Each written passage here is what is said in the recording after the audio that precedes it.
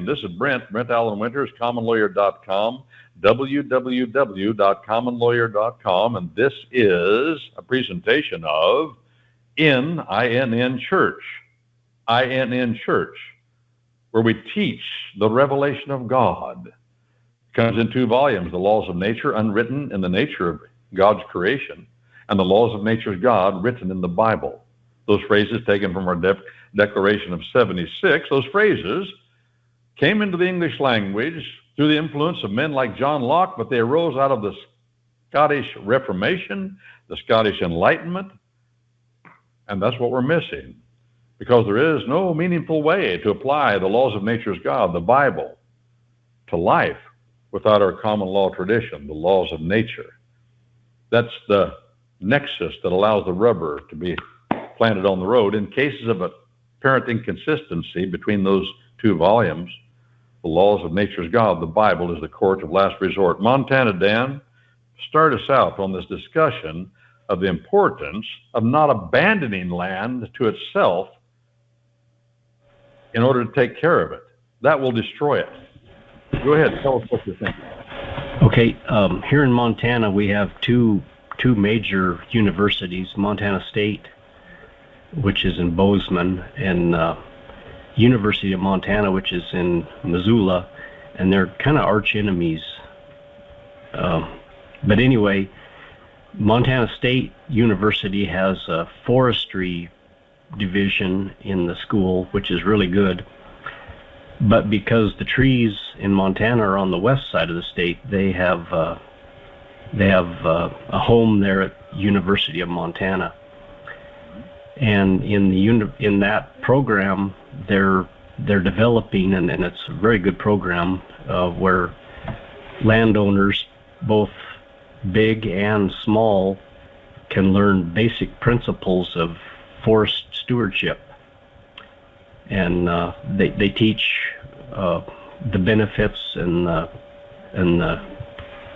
non-benefits of, well, we can see here in the West when our land managers, big land managers, they don't they're not very good stewards of our land, and trees have a certain life. If you don't harvest them, they'll burn, and all through the West here, it gets pretty smoky some years. Oh boy! Right. And anyway, in the forest stewardship program, they teach the pros and cons. They don't tell you what you have to think. They teach you that you need to think a little bit on your own, and they teach the advantages of using livestock, both cows and sheep and other things, to manage the grass. And the grass is a big carrier of wildfire here in Montana. Also, another key point is if you properly manage your grass, contrary to some of we get a lot of big landowner or people buying big tracts of land here, and they don't want no smelly cows or sheep on their property, and the grass needs that interaction with livestock, because it's a proven fact that the elk and the deer, mostly elk, will go to a place where cows have been because they like the better vegetation. And they teach that through this school. Also how to cut timber. Years ago they'd clear cut, and some species of trees you have to clear cut because pine will blow down the lodgepole if you don't anyway. But spacing and good stewardship practice and it all benefits, but we're managers of it, not neglect. And over the years, the big agency that does most of the forest stuff, they're not being good stewards anymore. So this is a really good class for people to learn from and and it's out there. So that was well said, Dan. And I'm learning more about you. You understand this particular subject, and you have a natural interest in it, and you've been around it all your life, so that increases your ability to understand it. Just to make this point fundamentally, that Dan was talking about the laws of nature. The laws of nature's God begins its story with our grandma and grandpa Adam and Eve, and the Creator gave them a parcel of land and said, he didn't say, don't go into it, let it just do what it wants. No, he said, go in there and cultivate it, dress it, and guard it. Shamer in the Hebrew, to the point of violence if necessary to prevent anybody from harming it. What does the evil empire today say? What have they been saying for decades? We just need to get off the land. We need to get everybody off the land and let it take its course. That will destroy it. God made the world so that his creature, and put his creature man here, that's us, to take care of it and of the animals. And he gives us specific instructions in his word written, called the Bible, the laws of nature's God, telling us how to do that. And it's not the thing to do, as they did back where I'm from, Montana, Dan. During the 1930s, the left-wing wackos, the Roosevelt administration, took farmland, sometimes almost entire counties, from private owners. Beautiful area for grazing and ag, farming, hills and hollers, green and beautiful, and made a national forest out of it, called Shawnee National Forest. And we're to the point now where they won't even let anybody in there. And it is a tangled mess of uselessness. That's what it is. Montana Dan made the point, if you graze cattle on land, take care of them, that draws the wildlife, elk. And I've seen that too. There's no question about that. Because God did not make land to be left alone. He made it to be grazed and plowed where God wants it done. And he made it to rest every 7 years, not to overwork it or overgraze it, overfarm it. Thus just touching the tip of the requirements that he gives for the care of his, not ours, his land. And one thing I forgot to say is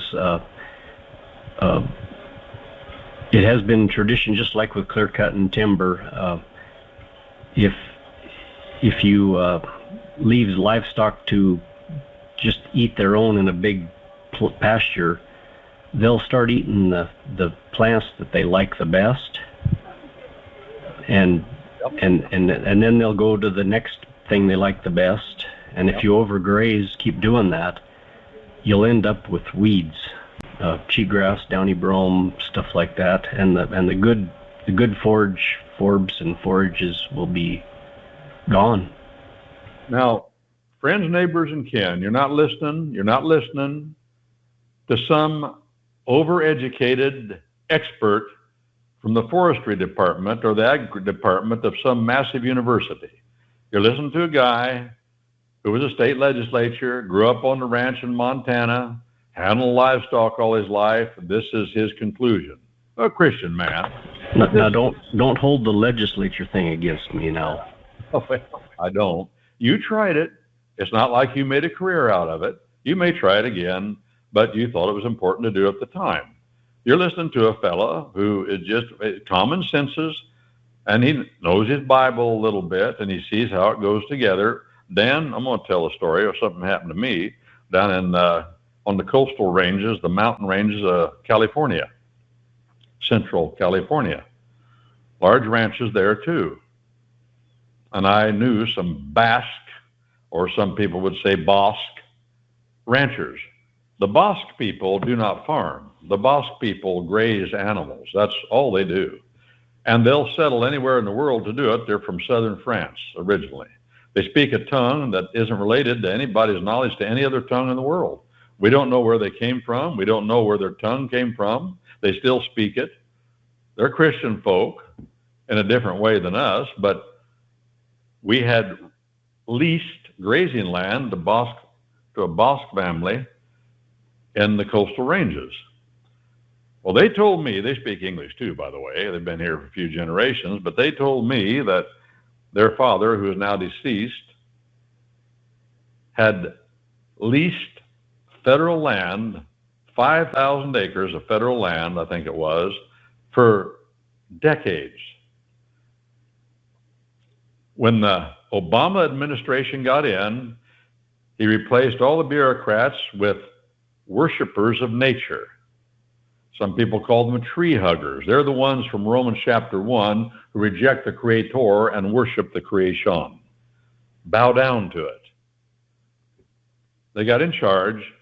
They immediately, some gal from a university that had studied something, I don't know what, came to him and said, we're not renewing your lease next year. He said, if you don't renew my lease next year, I may go under. They said, well, we don't care. We just know you're hurting the land because you're letting cattle graze it. That's what they told him, Dan. You're letting cattle graze this land. We ain't going to let you abuse the land anymore.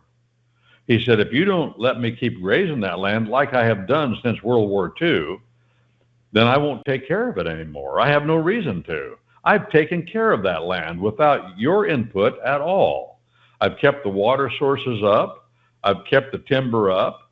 I've fenced it off where it was necessary so that my cattle would do the kind of things you're talking about, Dan. I've managed the land. I did it, and the reason I did it, he said, is because if I didn't do it, I wouldn't make as much money. It was that simple. They said, we don't care. We know more than you. We don't care if you've been doing this, your family's been doing this for thousands of generations, hundreds of generations going back to Europe. We don't care. We know more than you because we got this 22-year-old, 23-year-old gal down here that went to some university somewhere and studied environmentalism. You're out of here. Well, they took the contract. That's how I got to know them, because we had land we were trying to manage that, and they needed more grazing land. So we said, well, you can bring your sheep over here. Boy, did I learn a lot, Dan, about sheep. And those fellows, it's not like they just went to school and figured out how to do this. They've been doing this for thousands of years, and they've learned a lot, and they know how to make it work. They know, this was amazing to me because I never raised sheep. They knew what kind of vegetation to put their sheep on to increase their fertility during grazing or during breeding season. They understood, and they understood at what point in the growing season that the pods had enough what they called milk in them, that would increase the fertility as they were trying to make sure all the ewes were bred. That's a matter of staying alive, making a living to them. They got it down cold. I was shocked at the intricacy of what these boss ranchers and herders understood. They're the ones that know. And in our common law tradition, they're the ones that should be making the decisions because they're the ones that want to take care of the land. The first environmentalist in America, I say this from personal experience. I think Dan could say it too. Dan, you can tell me if this is true. The first environmentalists in America were the farmers and ranchers, because if they didn't take care of their land, they would starve. It's that simple. And by the way, when they took care of their land, they wanted fresh wild meat to eat, and they knew what would make that meat come around. And that's what Dan's talking about. Well, no, I'm passionate about it, Dan. I'm glad you, anything else you want to add to what we've said here? Well, years ago, the sheep folks and the cattle people haven't always gotten along and still don't, but they used to graze sheep. They'd move them around up in the high country, up pretty close to Yellowstone Park, and maybe years ago in the park, but there's no sheep up there no more, and we have more fire than we ever have. You know, the grass and then the timber, lack of timber management too. Abandoning land will destroy land. Using land according to God's terms as we learn them in the laws of nature, unwritten in creation, and the laws of nature as God written in the Bible, will rejuvenate our land. Is that a summation, a proper summation of your points, Dan? Absolutely. You can overdo it, but somebody that's pretty sharp, like you were talking about the Basque people, they weren't in it for 1 year. They were lifetime or generation, multi-generation. We're probably for them, we're probably going back to the times of the biblical patriarchs, and I don't say that lightly. I became really interested in who they were once I learned how much they knew. I said, how can this happen? But it does take generations. But then you add to it, we want to make a living, and they figure out how to do it. Well, thank you, Montana Dan. This is Brent Allan Winters, with the other elder at In Church, Montana Dan. And we're talking about the laws of nature, which is the prerequisite, the first recognition to God granting you an understanding of the laws of nature's God, the Bible. The Bible says that, and experience teaches us that. And to not know both, not understand how the two relate, is to not be able to apply the Bible, the laws of nature, to life.